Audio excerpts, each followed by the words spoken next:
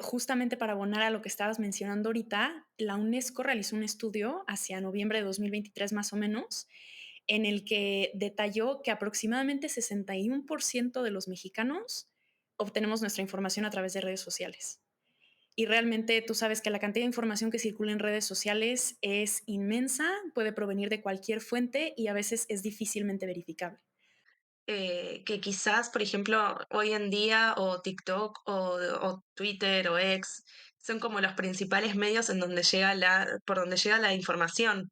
Entonces quizás eh, este tono también se pierde, ¿viste? Como en la transferencia de la información, porque alguien puede escribir cualquier cosa sin ningún tipo de dato verídico y llega a alguien, algún lector, que ese lector después lo reproduce y quizás tampoco se entiende mucho el tono en Twitter, entonces uno lo lee y después lo reproduce dándole como su sentido y esa información llega a muchísima más gente sin ningún tipo de referencia, ya ni siquiera académica, sino como ya ni siquiera sabes de dónde salió.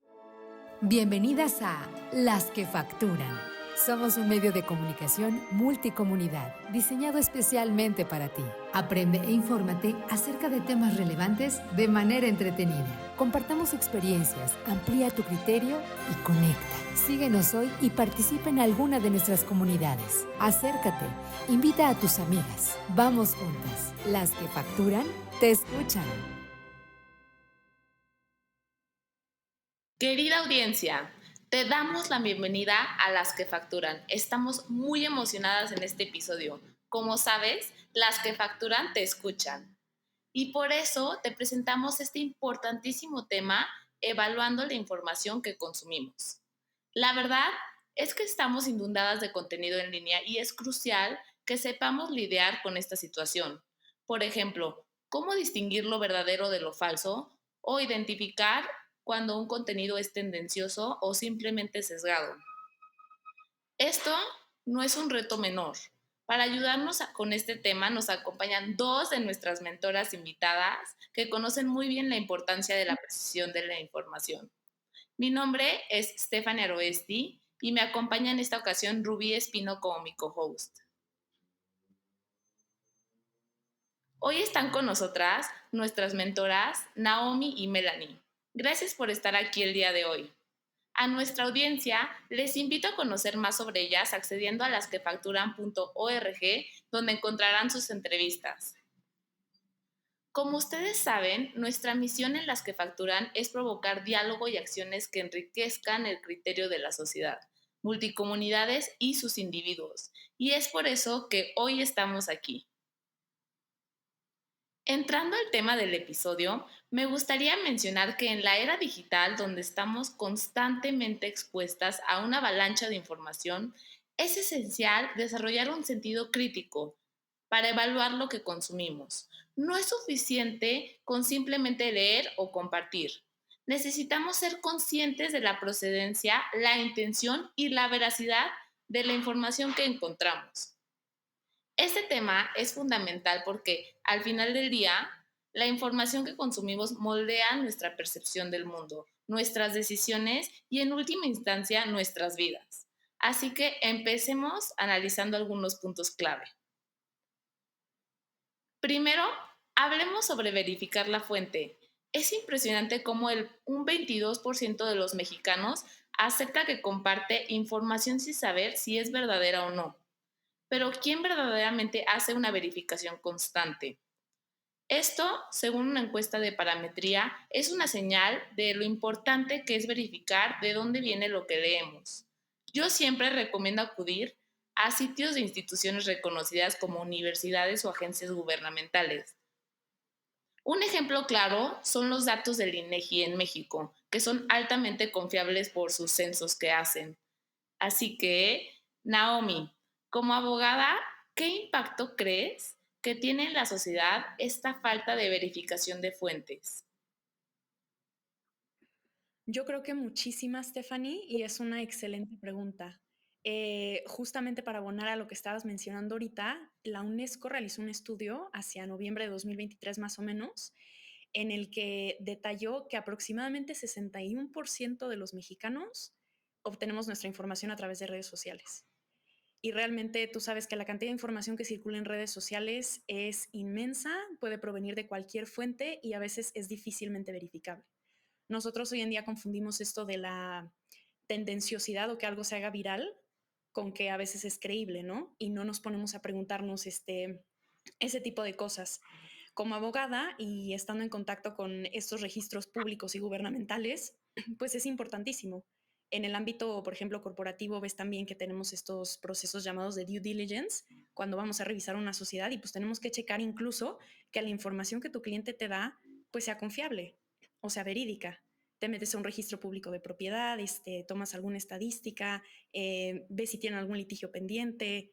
Todos los documentos que te dan también tienen que estar sujetos a esa comprobación, ¿no? Entonces, yo creo que ha tenido un impacto muy importante que ahora cada vez la ciudadanía o la gente está muy preocupada por saber, pues, de dónde proviene esa información, ¿no?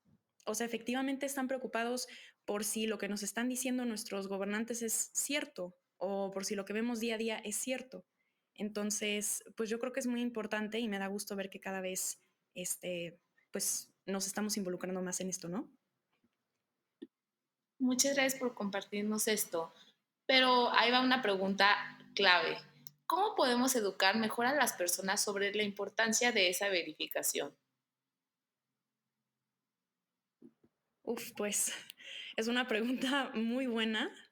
Em, yo creo que ahora mismo, como te mencionaba, como las redes sociales son de las principales plataformas con las que estamos en contacto, debería de haber algún grupo que, no sé, se dedique a lanzar una especie de campaña para decir, oye, salió esta información, ¿qué tanto sabes de esto verdaderamente, no?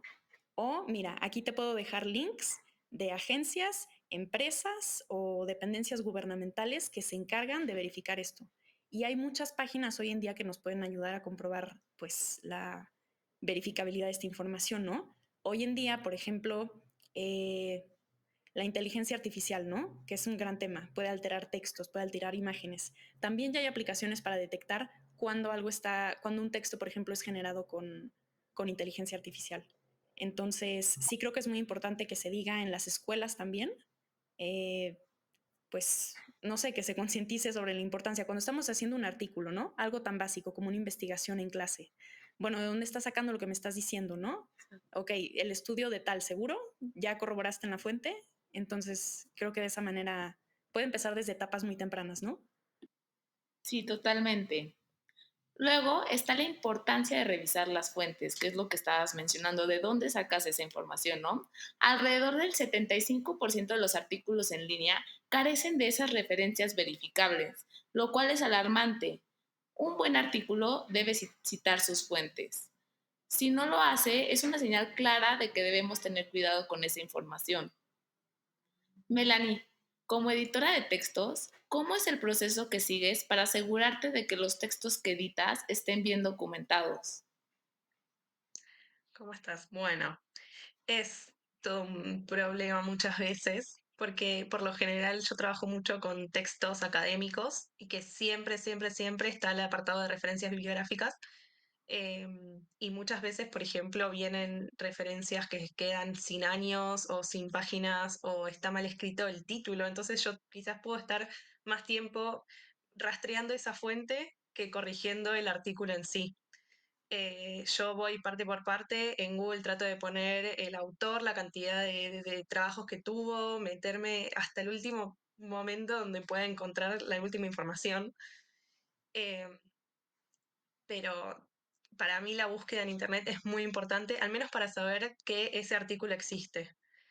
Primero vos tenés un artículo que te dice, bueno, esto lo saqué de tal autor, tal año, tal documento. Entonces, al menos encontrar en Internet que ese archivo existe y después tratar de encontrar si se puede acceder online o si se puede encontrar en una biblioteca, que eso en mi caso, al ser correctora, yo no lo puedo verificar si es de un papel, este es un libro físico, pero de vez en cuando, si tengo alguna duda o le digo, por ejemplo, al autor, mira, con este autor y este año no existe ningún libro, ¿podrás pasarme vos de dónde lo sacaste o tenés una foto como para cerciorarme de eso? Muchas veces también se ponen citas, eh, que supuestamente son textuales, con comillas y todo, pero quizás después cuando yo lo encuentro online veo que alguna palabra la modificaron.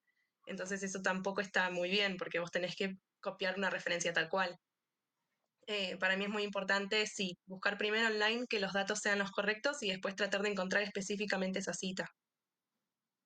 Wow, muy interesante eso que mencionas. ¿Y has notado una tendencia creciente en la falta de referencias en el contenido que recibes? Sí, mucho. Quizás citan autores, autores, autores, porque también lo que se cree es que un artículo con más citas y con más referencias tiene un poco más de legitimidad, cuando en realidad quizás son muchísimas citas y cuando las buscas no las agregan porque, bueno, lo dijo un autor, o lo dijo tal, o lo dijo no sé quién, y después no se sabe de dónde. Entonces quizás después solamente se citan 3 o 4 autores cuando en realidad el trabajo entero tiene muchísimos autores citados, que quizás a veces no son tan necesarios, porque se puede decir lo mismo con las palabras de uno, pero un artículo necesita autores para tener veracidad. Melanie, aquí de este lado yo con las preguntas. Voy a empezar con la preguntadera.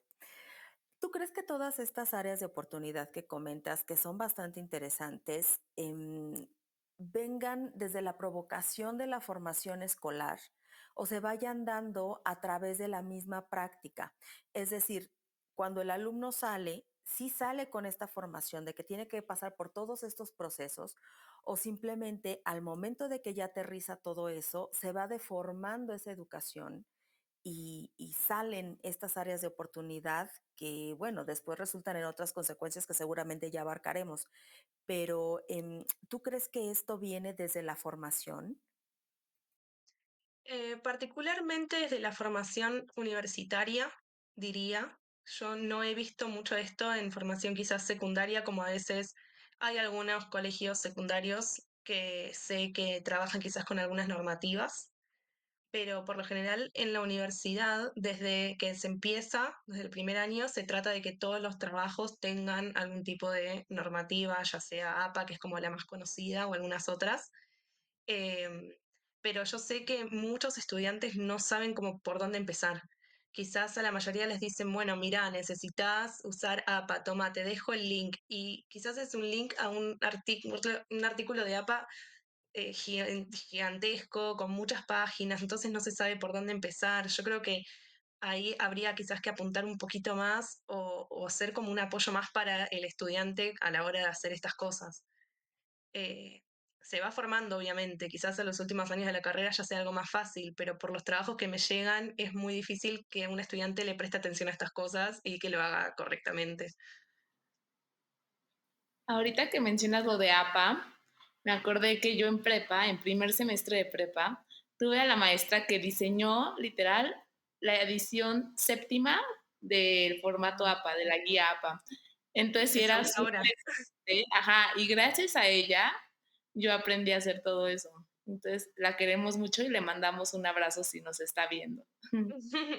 Sí, aparte no termina siendo tan difícil tampoco. Como que hay quizás algunas ayudas que es, bueno, una APA reducida. Entonces es solamente cómo citar. Bueno, se cita así, si es un libro es así, si es un artículo así, algunas que otras opciones más difíciles, pero en realidad no es algo tan difícil. Pero quizás como que se taladra tanto en que tiene que estar perfecto y siguiendo un artículo de 100 páginas que uno termina diciendo, no, bueno, prefiero quizás que lo haga otro o lo pongo así, total nadie lo ve, que también esa es una creencia, como quién va a buscar una fuente. Claro, claro. Y aquí podríamos irnos un poquito más atrás. Digo, aquí posiblemente por lo que todas coincidimos en temas de carrera, entendemos perfectamente qué es la definición de APA, pero podrían ahondar un poquito para la gente que nos está escuchando, que nos está viendo y que no tiene ni idea de a qué nos referimos con eso. ¿Podemos platicar un poquito de qué se trata esto?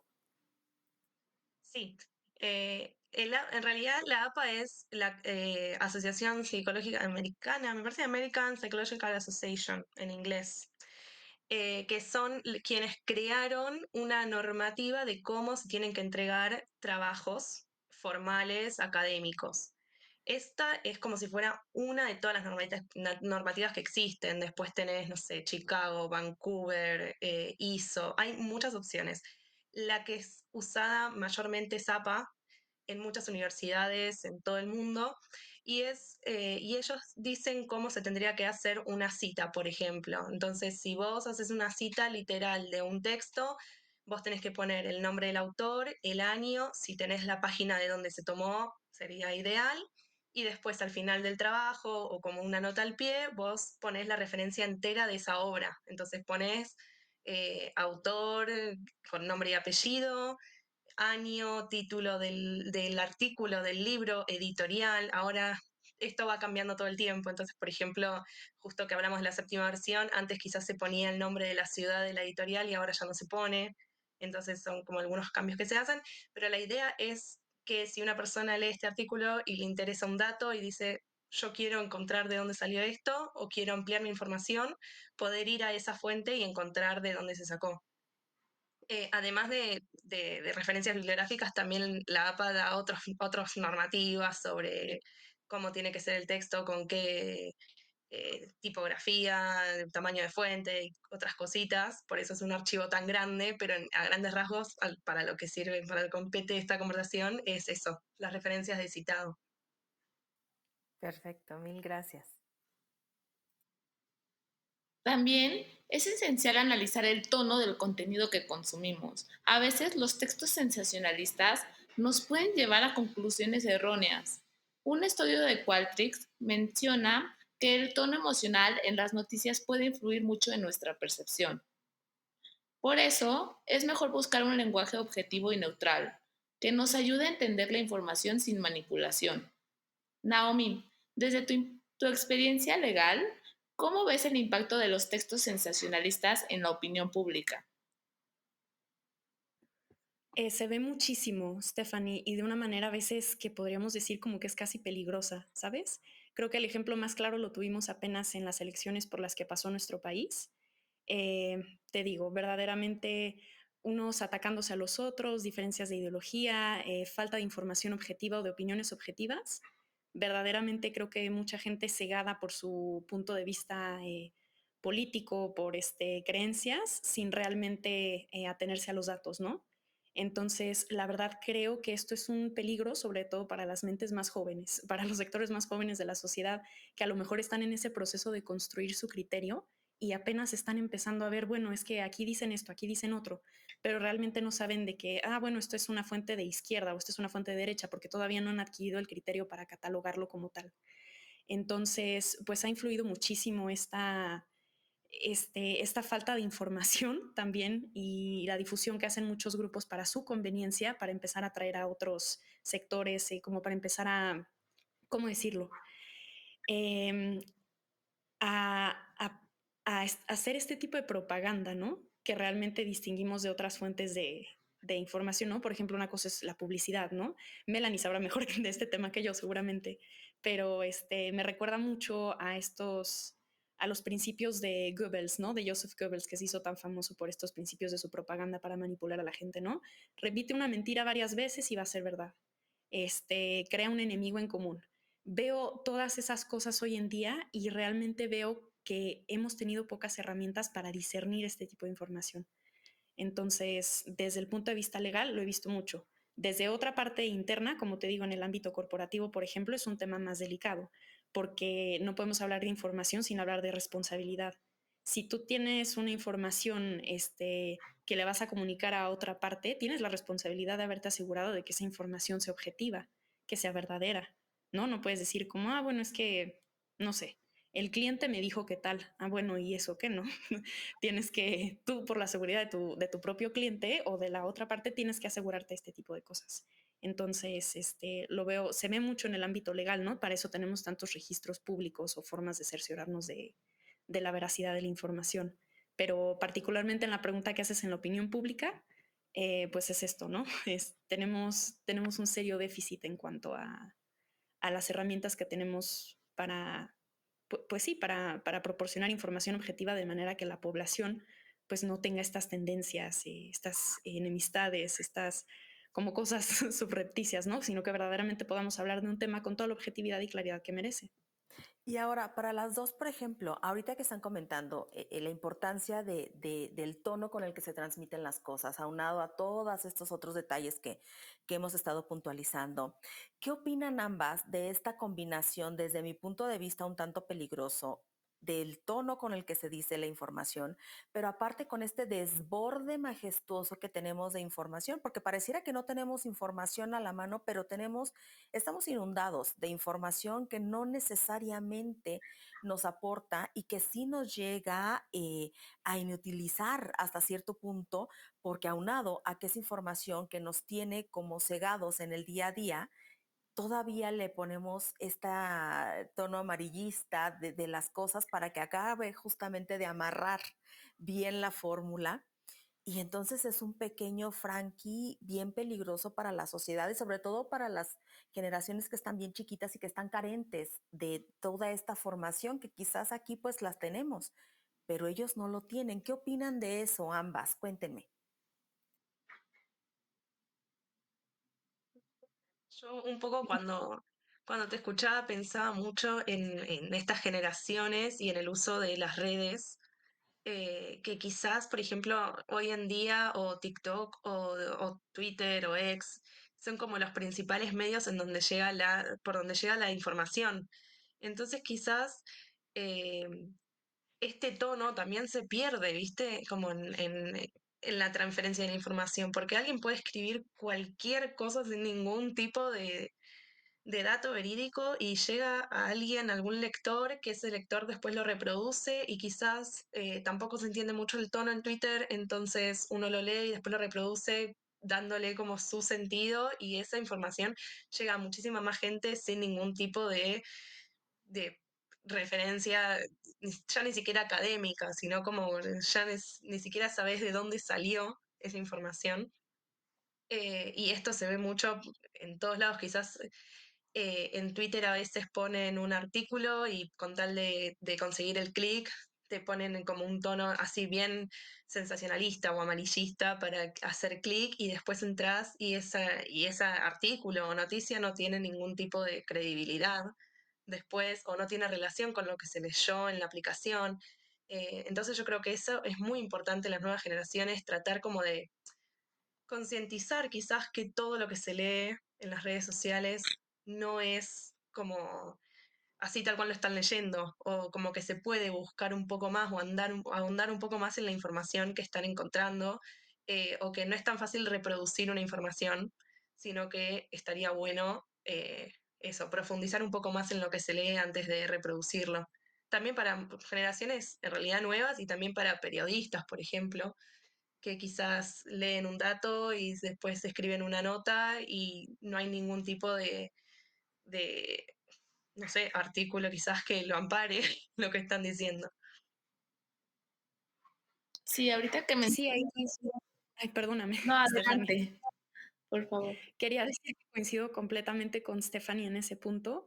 Son los famosos clickbaits, ¿no? Los títulos estos en mayúsculas con una noticia emocionalmente muy llamativa y que queremos compartir, y que, regresando un poco al tema de las elecciones, se vio muchísimo, ¿no? Yo me acuerdo mucho que en la carrera de Derecho, a partir del tercer año de la carrera más o menos, nos pedían en una clase leer antes una noticia y teníamos que traer una noticia jurídicamente relevante ese día. Y entonces nosotros decíamos, no, pues es que el presidente ya acusó a fulanito o a fulanita de tal de traición a la patria. Y entonces, con nuestro maestro de penal, precisamente, pues revisando el tipo penal, ¿y si crees que es traición a la patria? O sea, revisando este tipo penal, ¿tú crees que la descripción encuadra con lo que está diciendo esta persona? Y entonces empiezas a tener conciencia de que, no, pues realmente más bien era el título del artículo, ¿no? Que quería atraer la atención del público. Mm. Pero eso era lo que quería comentar. Perdóname que te interrumpí, Stephanie. No, no te preocupes, es que Melanie me hace regresarme a tiempos antiguos. Cuando menciona que uno lee una cosa y el otro entiende otra y así, me acordé cuando jugaba teléfono descompuesto. ¿Quién ha jugado teléfono descompuesto aquí? Todos. Muy bien. Bueno, pues básicamente está chistoso cuando lo haces de niño, pero cuando lo haces de adulto está hasta peligroso porque tienes como, o sea, la gente confía más en ti porque eres más grande, supuestamente tienes más experiencia, eres una persona como de fiar y al final te das cuenta que no está tan padre andar malversando la información, ¿no? Pues sí, eso era lo que quería llegar con eso del teléfono descompuesto. Otro punto clave es consultar varias fuentes. No deberíamos quedarnos con un solo artículo o fuente de información. Verificar en diferentes sitios nos da una visión más completa y precisa. Es una práctica que todos deberíamos de adoptar para asegurar que lo que creemos está bien fundamentado. Melanie, ¿tú qué le aconsejarías a alguien que está empezando en el mundo de la escritura o la edición sobre la importancia de consultar múltiples fuentes? Mira, mi gran amigo es Google. O sea, a mí todo lo que me llega para yo corregir y cuando estoy leyendo, todo eso siempre trato de, a la primera que quizás dicen un dato un poco dudoso, lo busco y trato quizás de abrir, al menos aunque sean los primeros comentarios y que sean de una fuente así como académica quizás o más relevante, de tres, cuatro artículos, y es buscar las palabras clave. Para mí es muy importante encontrar estas palabras que el autor menciona como, bueno, esto es de esta forma. Entonces vamos a buscar esas palabras clave y ver si efectivamente varias fuentes están de acuerdo con que esto es así o quizás tampoco tienen que decir lo mismo, pero como que ese concepto existe, que, que se puede argumentar de una forma o de la otra, pero como que cuando hay algo dudoso, lo mejor es ir a la fuente o ir a las fuentes y buscar diversas miradas del mismo trabajo. Yo uso mucho quizás una página que se llama Dialnet, que ahí quizás vos podés poner un título y te aparecen varios trabajos de distintos autores y muchas veces están los textos completos, entonces quizás ahí podés buscar un poco palabras clave y seleccionar, bueno, esto puede ser que sea así o puede ser eh, que sean miradas distintas, pero como que desde un mismo tema que existe. Aquí me hicieron recordar algo bien interesante porque tú me comentabas ahorita, ¿no? Google lo resuelve en muchas situaciones, pero yo recuerdo mucho que en este tiempo, cuando yo era una universitaria, sí empezaba mucho el uso de las herramientas tecnológicas y todo esto digitales, pero también nosotros crecimos mucho en nuestra generación yendo a bibliotecas a rasparle y a hacer como toda esa búsqueda que en lo particular creo que resultaba bien enriquecedora, porque no nada más te ibas con esta parte quizás tan a la mano de la tecnología digital, sino realmente te ibas un poquito a hacer toda la experiencia, ¿no? Desde sentir el libro, olerlo, después entenderlo, y había un chorro de cosas. Entonces, ¿cómo creen ustedes que juega la tecnología y todos estos medios digitales a favor o en contra de complementar o de realmente poner como una barrera entre estos medios para poder alcanzar a tener toda esta serie de información y poderla constatar? ¿Estos medios juegan realmente un papel que aportan o que realmente limitan la capacidad de las nuevas generaciones para acercarse a esta serie de información? ¿Qué opinan al respecto? Em, sí, puede verse de los dos lados. Yo quizás como yo editora o correctora, al no tener yo los materiales con los que el autor trabajó, a mí me resulta más fácil sí buscarlo en Google o preguntarle a la persona si no tengo el acceso digital, no sé, de dónde sacaste esto o esto es así realmente. Quizás yo como autora sí me gustaría o podría complementar este aspecto físico del libro, porque también muchas veces quizás si yo estuviera escribiendo un artículo sobre algo, encuentro un capítulo en internet y quizás digo, bueno, listo, con esto ya tengo toda la información que necesito. Y agarro tres capítulos de diferentes páginas, de diferentes autores y listo. Y quizás cuando uno lee el libro entero decís, ah, esto quizás había mucha más información detrás de esto, o podía tomar mucho más, o el autor quizás lo que dice en este capítulo no es verdaderamente lo que piensa en general.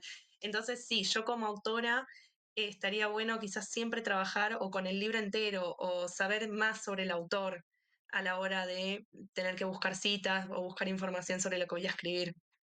Eso sí, tenés razón. Nos llegó una pregunta de la audiencia, entonces se las voy a compartir y ya me dicen ustedes qué opinan, ¿ok? Preguntan, ¿cuál será entonces el nuevo papel de los medios tradicionales? Antes los identificábamos como manipuladores, pero ahora son los periodistas profesionales que sí van a verificar las fuentes. Ahora, ¿quién nos va a ayudar?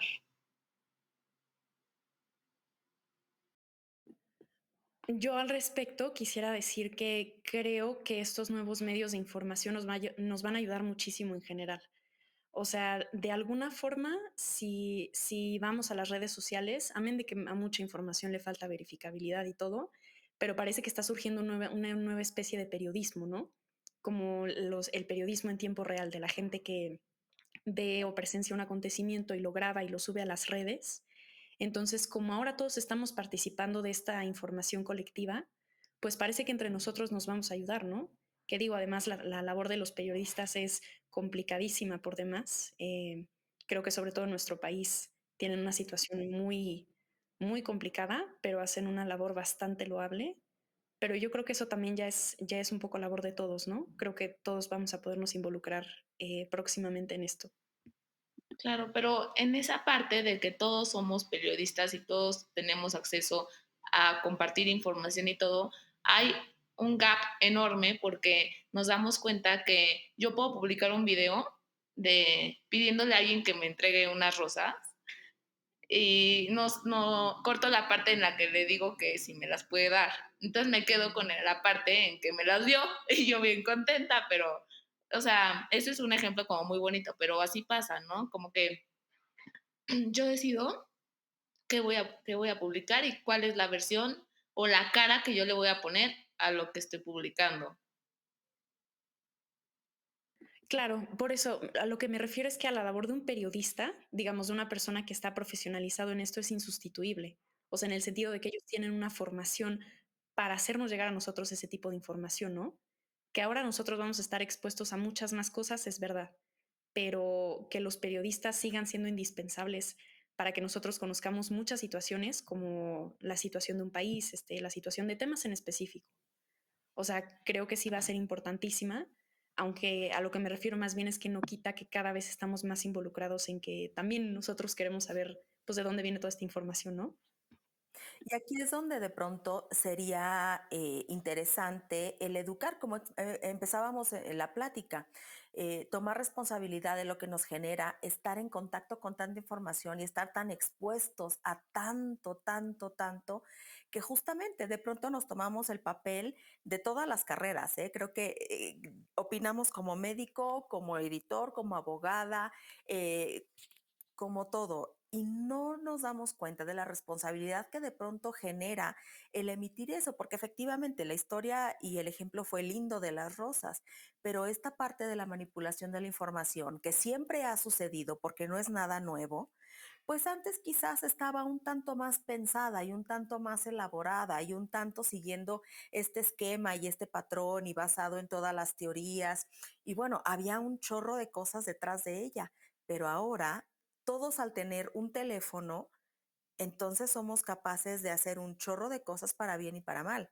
Y aquí estaría interesante o el reto que yo puedo ver para nosotros como esta nueva generación con tan a la mano todos estos recursos es justamente el infundar la responsabilidad de compartir cualquier contenido, porque a lo mejor cualquiera de las personas que son seguidores y que consideran que cualquiera de los que estamos aquí somos una entidad que merece cierto renombre o cierta credibilidad, imagínense la responsabilidad de emitir cualquier juicio o cualquier consideración y de pronto el otro dice, pues es que lo dijeron, ¿no? Entonces ya dan por hecho que la situación es como es, sin generar esa necesidad o esa cuestionabilidad de realmente constatar que lo que se está diciendo es verídico. Y eso está bien arriesgado. ¿O qué creen al respecto?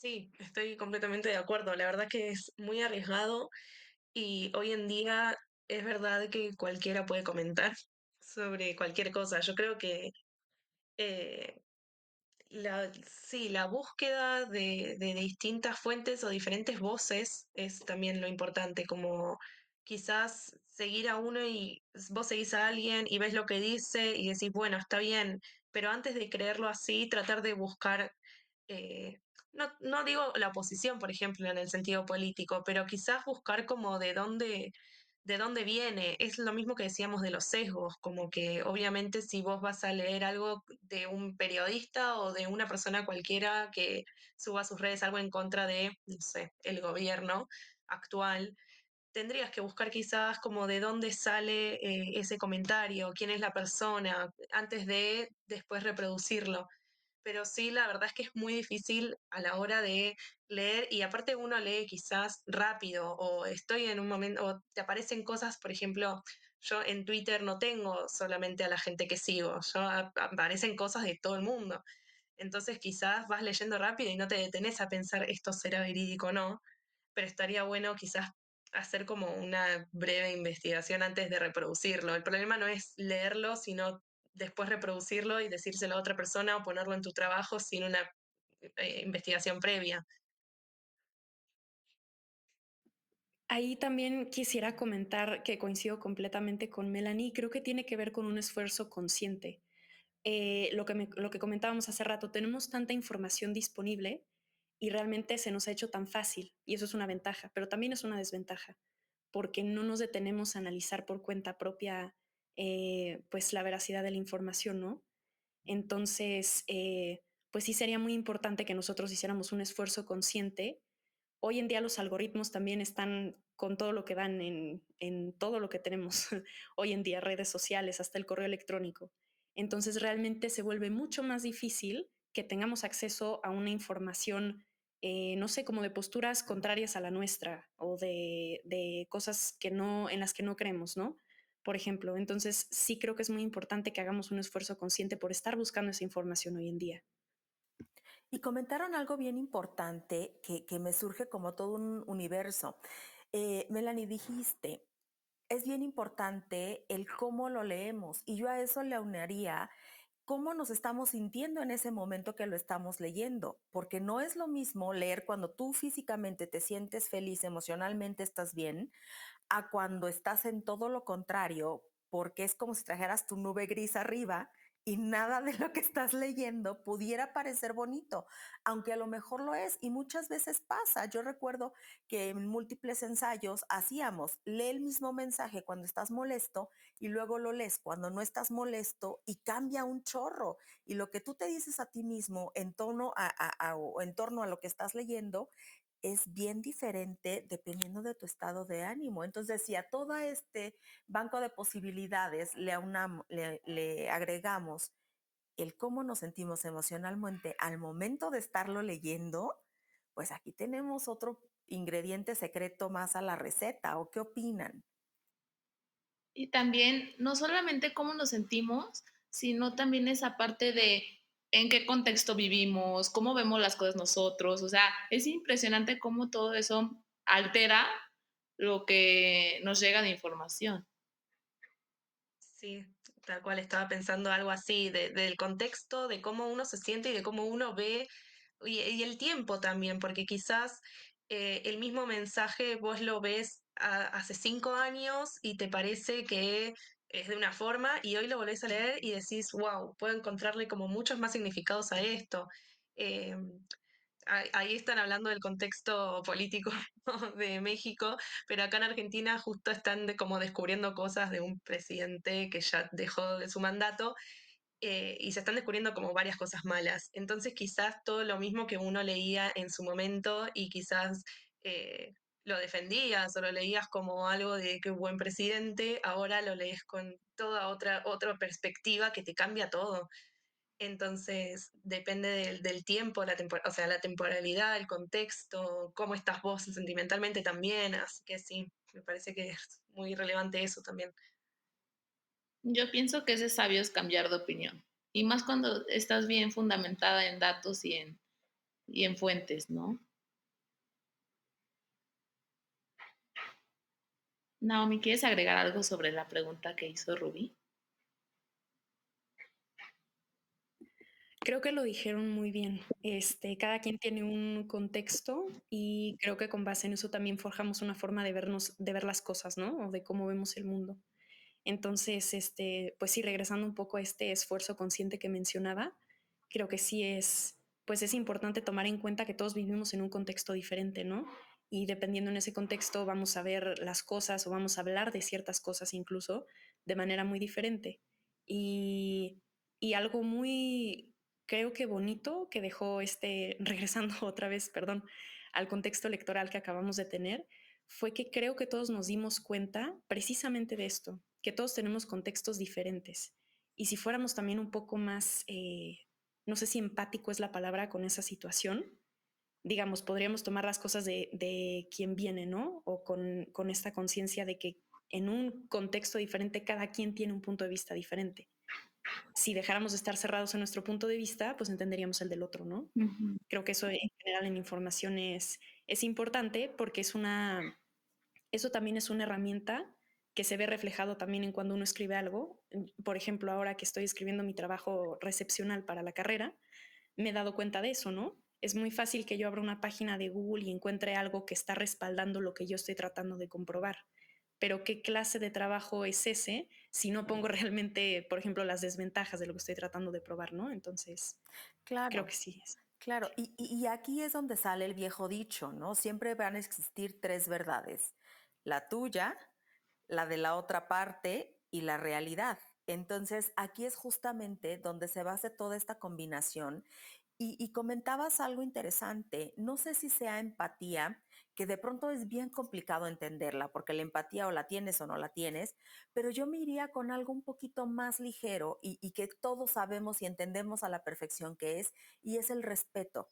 Yo podré no estar de acuerdo con lo que piensas, pero si lo respeto, entonces justamente sucede este fenómeno en donde tú tienes esa capacidad de exponer lo que dices, lo que crees, con base en tu territorio, en tu nacionalidad, en todo lo que te conforma a ti como ser humano, y yo simplemente respeto y viceversa. Y entonces se van generando comunidades con una, pues no empatía, pero sí con un respeto y con una biodiversidad interesante, porque no hay este ataque, no hay este contrapunteo, sino todo lo contrario, ¿no? Todo lo que te conforma va aportando y lo mío también, y entonces se va haciendo más grande y se va amasando una sociedad tal que bueno, de pronto va a marcar una diferencia pues en algunos años.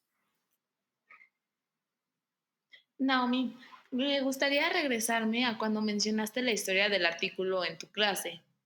Me gustaría preguntarte qué estrategias usaste en ese entonces y sigues aplicando a partir de ese día para asegurarte que tus fuentes sean lo más imparciales posible. Bueno, en este caso creo que de alguna forma fue muy sencillo. Nos vamos a la ley, que es la fuente oficial, ¿no? Estábamos en una clase de derecho penal y nos remitimos a ese ámbito. Tienes un código penal que tiene un tipo penal de traición a la patria y especifica que consiste en esto. Mm. Y fracción primera, fracción segunda, fracción tercera. Entonces, en ese sentido, creo que a veces para nosotros también es más fácil porque nuestro chip es inmediatamente remitirnos a las fuentes oficiales, ¿no? Remitirnos a las leyes. Chécate el decreto del Diario Oficial de la Federación. Entonces, a nosotros eso nos sirve mucho y les digo, es como una herramienta, como una habilidad de vida también, ¿no? Que siempre estás tratando de buscar el fundamento, ¿no?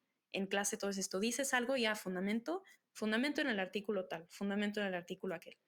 Entonces, creo que es eso, ¿no? Más bien que siempre lo que podamos decir lo digamos con la seguridad de que lo estamos soportando con algo que está, ¿no? En este caso, ¿qué hay más estático que la ley, por ejemplo, en nuestro país, ¿no? Entonces, esa es una de las cosas. Qué interesante que menciones esto. Pero tú porque eres abogada, pero tipo, ¿cómo pueden las jóvenes universitarias adoptar medidas mínimas para tener una mejor relación con la información y su entorno? Creo que verificando las fuentes, pero ¿en qué sentido? Depende de qué tipo de artículo estén escribiendo, o sea, depende de qué tipo de trabajo estén realizando, ¿no? Pero como alumna universitaria, si a lo mejor yo no hubiera tenido certeza de una fuente, lo primero que se me hubiera ocurrido sería preguntarle a un profesor, porque pues es una figura que entiendo que tiene mucho más experiencia en un campo que yo, que a lo mejor me puede recomendar alguna bibliografía, me puede dar un punto de vista sobre cosas de las que ya se han platicado, que se han comprobado como ciertas, como no. Y ahora pues tenemos muchas maneras en las que uno por cuenta propia puede verificar esta información. Melanie mencionaba por ejemplo, el caso, el ejemplo de Dialnet, la página para buscar artículos, ¿no? Yo me apoyo mucho, por ejemplo, también en Google, no sé si se llama Google Scholar o Google Academics, para buscar algún artículo que ya es un poco más serio, ¿no? Entonces, a mí como universitario me da esa tranquilidad de que no estoy buscando el artículo de una página X en Internet, en el que, pues no sé, se puso de moda o escribió alguien popular o algo, sino que estoy buscando un artículo de alguien que ya realizó una investigación. Eso es importante. Apoyarnos también en gente que ya haya realizado investigaciones al respecto puede ayudarnos muchísimo. Y mientras hacía yo mi investigación del artículo, me di cuenta que hay bastantes herramientas de verificación como lo son Snoops y FastCheck. Melanie, ¿has usado alguna de esas herramientas o recomiendas alguna otra? Esas, la verdad es que nunca la usé, las conocí cuando leí el artículo, pero recuerdo que cuando trabajaba en una universidad, yo corregía clases y había muchos autores que daban, ellos escribían su clase y yo la corregía y la subía para los alumnos, entonces ahí yo tenía que verificar eh, los datos y usaba otra que ahora ya no existe, que la verdad es que no me acuerdo cómo se llama, lo voy a googlear, pero directamente era una aplicación que se instalaba en la computadora y vos pasabas el texto, lo leía y te decía qué cosas eran copiadas, por ejemplo, tal cual de internet y no sin ningún tipo de fuente. Entonces ahí te dabas cuenta de que faltaba mínimo o el autor o citar la página o se repetía quizás en muchas páginas y daba coincidencia del 100% de que era copiado de internet. Y eso, la verdad es que era muy útil. Ahora no me puedo acordar el nombre, pero cuando me acuerde lo voy a mandar. Eh, pero no, está bueno esto de tener varias páginas para chequearlo. Y también, como decía Naomi, hay muchas ahora de inteligencia artificial que puedes preguntar si esto fue creado con inteligencia artificial y te dicen que sí o que no, que ese es como un gran problema de hoy en día, quizás. Porque ahí no tenés fuente para citar, no podés poner esto, lo dijo la inteligencia artificial. Estoy segura que ese software que usabas tú era el que usaban mis maestros en primaria para decirme de dónde había sacado la información. Seguramente sí, porque yo me quedaba impactada así de cuando me decía maestra de dónde la sacaba y yo, ¿cómo sabes? O sea, ¿cómo sabes? No Sí, estuviste es conmigo. cargar el documento y te da la coincidencia del 50, 60, y a nosotros nos decían, mira, si es el 80%, 100%, mandalo de vuelta y que lo vuelvan a escribir. Si Me es un vuelvo poco menos, pedirle que pongan alguna cita, ¿viste? Pero si daba mucha coincidencia, no tiene sentido. sí, o sea, herramientas hay, nada más falta Sí, usarlas, hay un ¿no? montón. Sí. ¿Qué impacto Sí, al tenía? respecto. Dime, porque esta Perdóname. igual para ti. Siempre abrimos el micrófono al mismo tiempo, discúlpame. No te preocupes. Sí, solamente eso, ¿no? Que también hay una línea muy delicada entre reproducir información y el plagio, ¿no? Entonces también, pues, hay que tener cuidado con eso. Sí, esta pregunta va para las dos. ¿Qué impacto tendría esto de verificar las fuentes en la calidad de información que recibimos?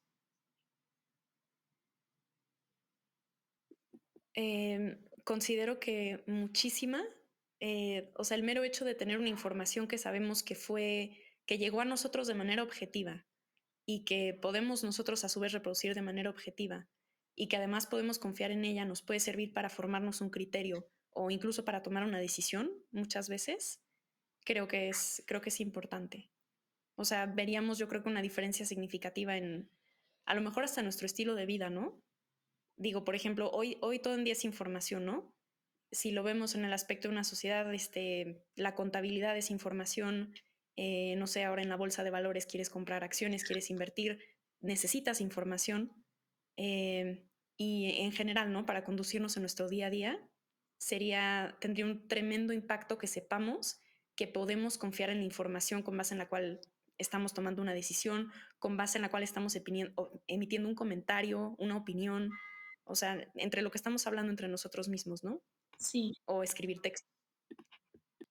Sí, yo creo que también como autor te le da mucha más consistencia y credibilidad a lo que estás escribiendo. Por ejemplo, en el caso de un artículo o académico, periodístico, yo creo que también le da mucha más credibilidad a lo que dices si verificaste las fuentes e incluso después tu artículo puede servir para que otra persona también lo cite o ser que sirva como referencia al ser consistente. Yo creo que también es eso, es la consistencia de la información, que si vos lo buscás no se caiga o no se haga agua, como se suele decir. Porque quizás muchas veces, me acuerdo que hice un par de cursos de storytelling o para hacer copies y esas cosas, y quizás te dicen, mira, para hacer un buen título o para tirar datos, queda bien que pongas un número impar, porque los números pares nos llaman. Entonces, si vos le pones 7 formas de hacer tal cosa, quizás va a tener más clics que si le pones 4. Y así sirve para muchas cosas. Cuando vos querés dar un dato, si vos pones el 15% de las personas, no sé qué, y después buscas ese dato y ese dato hace agua, como que tampoco va a tener mucho sentido tu artículo si solamente lo escribís por escribir. Entonces, como que la verificación de datos también sirve para eso, para que también tu artículo tenga peso.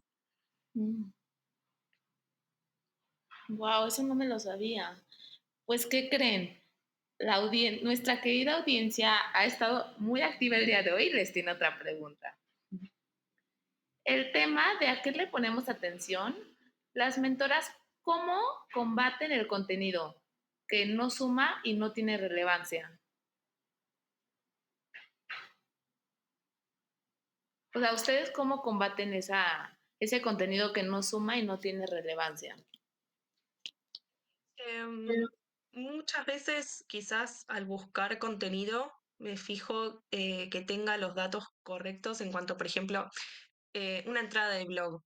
Por ejemplo, yo digo, bueno, esto es válido, pero tiene fecha de publicación. Entonces, esto se hizo, ¿hace cuánto se hizo? ¿Es actual? ¿Es viejo? Eh, ¿Tiene el nombre del autor o es solamente publicado por anónimo? Quizás hay veces que dice publicado por anónimo y sin fecha, entonces decís, yo no sé si estoy segura de que esto me sirva para citar, porque quizás el día de mañana alguien entra a esta página y quizás o el artículo no existe más, o el anónimo lo editó y nunca vas a saber quién fue, como para preguntarle. Si querés preguntarle más al autor con un nombre anónimo o con 2 iniciales, no sé, dice publicado por JB. Entonces no sabes cómo contactarte tampoco con esa persona. Yo creo que siempre es para buscar artículos o un material que sirva, tiene que estar al menos el nombre y apellido de la persona que lo escribió o un mail de contacto, que esté la fecha en cuando lo escribió, como que tenga algún cierto contexto de que puedo llegar a esa persona para hasta consultarle o para profundizar un poco más en la información. Sí, como bien decía Melanie, si uno puede tener la referencia del autor es mucho mejor.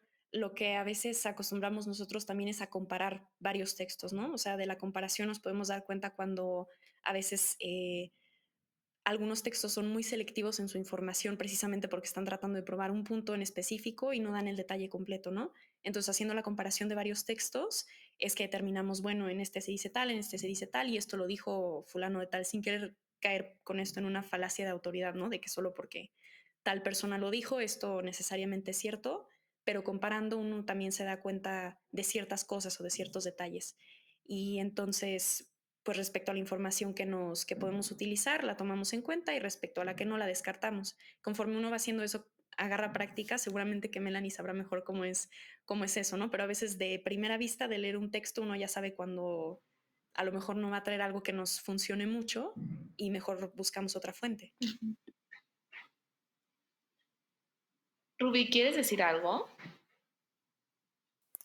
Pues yo toda entusiasta tomando notas de todas estas cosas, oigan chicas, porque es bien interesante de pronto el que sí existen herramientas para poder diferir entre lo que no y lo que sí. Y creo que en esta afinidad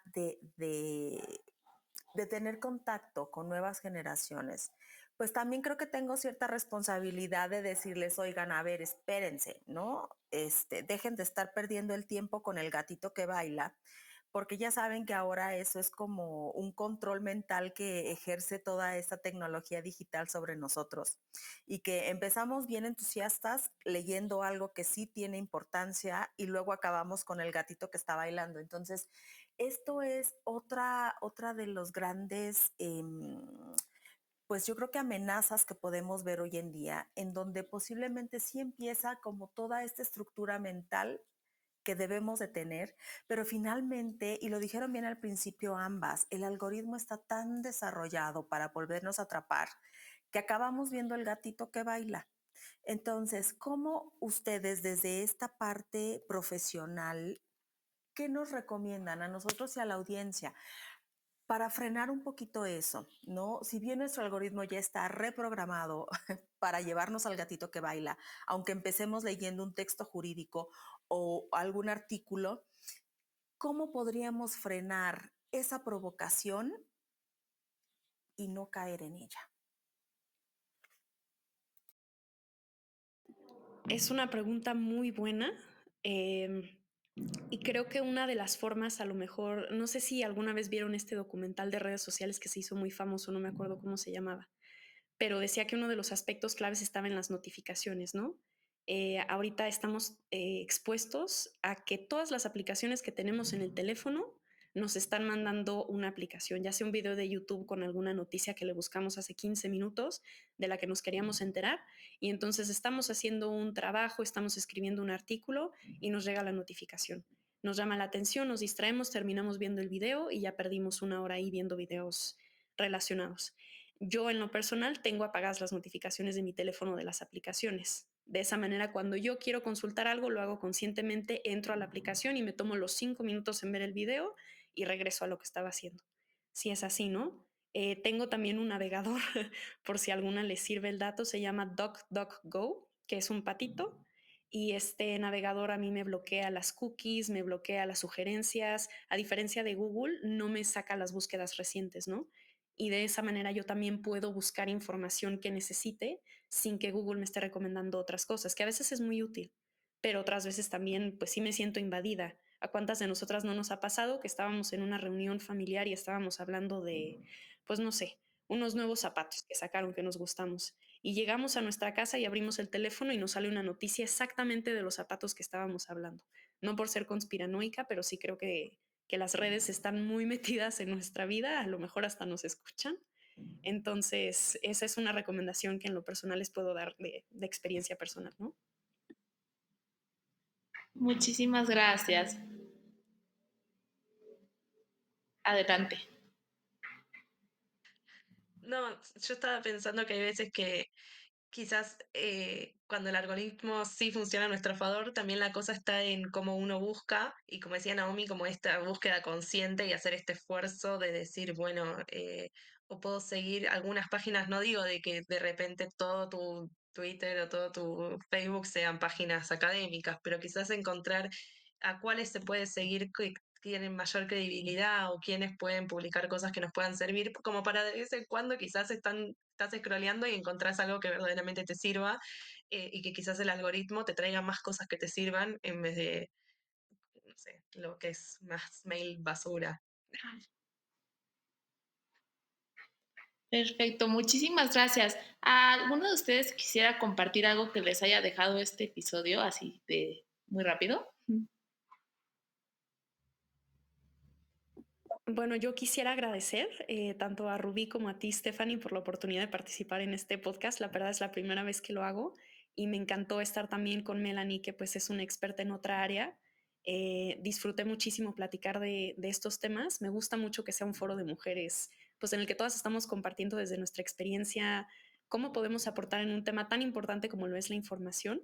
Y qué padre que le están dando voz a las mujeres en este tipo de cuestiones. Se los agradezco muchísimo y la verdad disfruté mucho platicar con ustedes. Muchas gracias. Sí, yo también quería agradecerles mucho, fue una oferta novedosa, nunca había participado tampoco. y me gustó mucho también hablar y poder como pensar en otras cosas. Quizás nunca lo había pensado desde el ámbito legal, incluso trabajando, tuve clases de derecho editorial, pero nunca lo pensé desde ese lado, así que la verdad es que estuvo muy lindo el intercambio. Y escuchar también, como escribí en la entrevista, mi propia voz y de repente con una pregunta ver qué tenía para aportar. Así que muchas gracias. Muchísimas gracias. En Las que Facturan, queremos aclarar que cada uno de estos consejos están basados en la historia personal y lo que le ha funcionado a cada participante. Te invitamos a reflexionar sobre el contenido que consumes habitualmente. Ha sido una conversación increíble. Gracias, Rubí, y a nuestras mentoras invitadas, Naomi y Melanie, muchísimas gracias por compartir sus experiencias y conocimientos. Querida audiencia, espero que este episodio te haya dado herramientas útiles para evaluar críticamente la información que encuentras en línea. Recuerda que en esta era digital la veracidad y la credibilidad son más importantes que nunca. No te olvides de visitar lasquefacturan.org para más contenido y seguirnos en nuestras redes sociales. Soy Stephanie Aroesti y te espero en el próximo episodio de Las que Facturan. Hasta pronto. Acércate, invita a tus amigas. Vamos juntas. Las que facturan, te escuchan.